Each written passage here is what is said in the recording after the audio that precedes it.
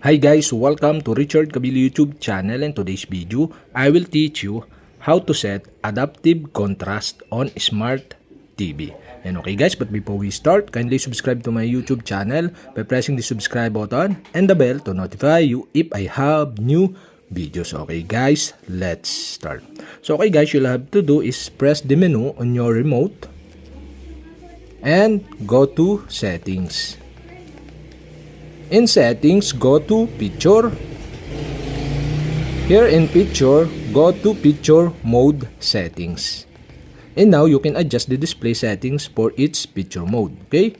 Go to picture mode settings. And in this tutorial, I'll show you how to set the adaptive contrast. Okay? You'll have to do is go to adaptive contrast. And now you can automatically adjust the dark areas and light areas of the image to see more details. And the adaptive contrast is set into medium. Okay, you'll have to do is go to adaptive contrast.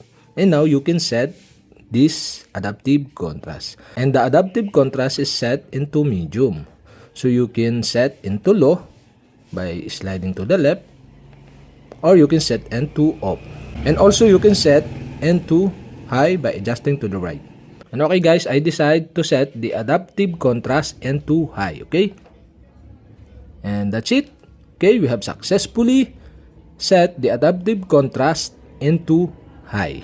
And if you have a question, kindly comment below, and don't forget to hit the subscribe button and the bell to notify you if I have new videos. Okay guys, thank you for watching.